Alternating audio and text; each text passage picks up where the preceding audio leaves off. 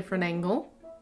Hello, and welcome back to another episode of Avi's stuck in quarantine, and her levels of motivation keep jumping between highly motivated and couldn't give an actual Falstaff. Today, we're on the Falstaff side, but somehow had enough energy to film a video, so here you go. I personally, in my flat, apartment, whatever you want to call it, can't practice full voice. Like, it's just not going to happen. I am, one, too loud.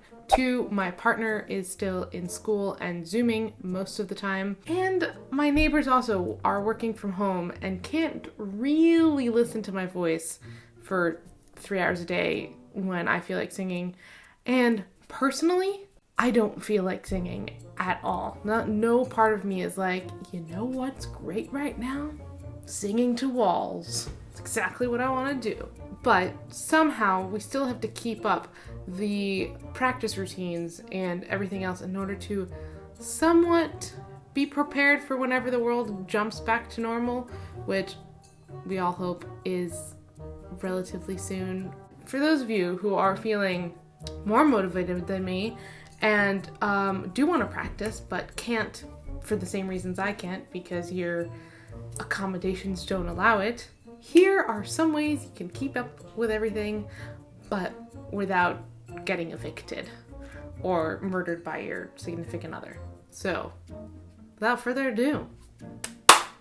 Okay, so number one is, you can always do this, and this is so important, is to do breathing exercises and make sure that your lung capacity is still growing. Breathing exercises are really great because they really help your lung capacity and keep up that stamina, and they don't bother anyone. No one can hear you, and you can do it as many times as you want a day. That's really great. I am really out of practice, as you can see through that footage. But basically, you just pick a consonant and I kind of breathe it out. Make sure you really empty out your capacity before you take in another breath. Feel like you're about to die, and then you take another breath, and then you start again. And then you'll see, after doing that every single day, your stamina will last much longer.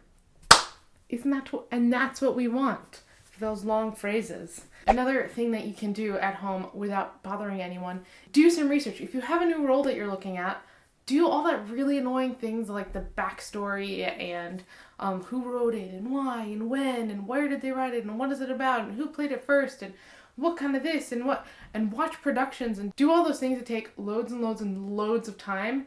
But now you have the time and you have the ability to sit and research and do this stuff. So do your research and enjoy the process. Now, this might seem like a no-brainer to most people, but just in case you don't know what I'm talking about, they use this time to translate all of your text, especially if you're doing a new role in a language that you are not familiar with.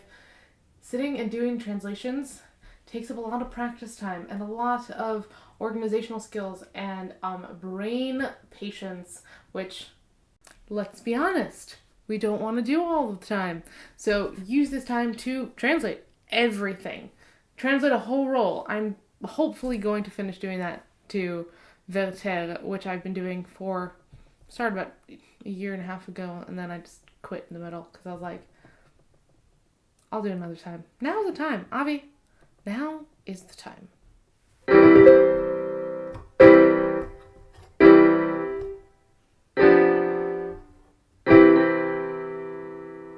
Actually, this is the best piano we have in this house. I also have a roly-foldy piano. Shh, I might turn you off. That would be a good idea. But use this time to note bash without actually singing. Just actually learn the music very slowly. You know, do it the way the teacher says you should do it, but none of us do it. Use those theory lessons that you have in your brain that you're like, I'm never going to use this. Well, have fun. It might actually really help you out in the long run, especially if it's a difficult piece or a new type of music that you're not used to. Try to do as much mental practice as possible. Now, if you don't do mental practice, that's actually how I do most of my practicing. And really, mental practice has helped me immensely. And I actually do it everywhere. I do it on the train. I do it while I'm walking. I speak the text very often. all these things that I'm practicing everything into my muscle memory without overworking my muscles.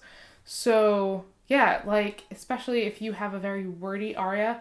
I'm currently singing Bubba the Turk's aria, and that's a very it's a very big tongue twister. I'm very glad it's in English and not in German, actually, because of everything that it says. But mental practice really helps if you just walk the text, talk the text, can do all of that stuff without using your full voice. Tap it out. Drive everyone insane by acting out what you're doing, but you don't actually have to do it loudly. If that makes sense. I think I'm going to end this video here. If you would like me to talk more about mental practice, please let me know in the comments box below and I will do so. And if you do mental practice, please tell me how you do it. I love to hear. That's all, folks. Thank you so much for watching. I hope you enjoyed this little video and I hope you are staying sane in this crazy time. In the meantime, don't forget to like, comment, and subscribe and hit that little notification bell so you can be notified when a new video comes out. Have a great week, year. Who knows how long this will be. And don't forget to drink lots and lots of tea and watch some of those online operas. Let me know which ones are your favorites that you've been watching and let me know how you're getting on with your practicing. Goodbye.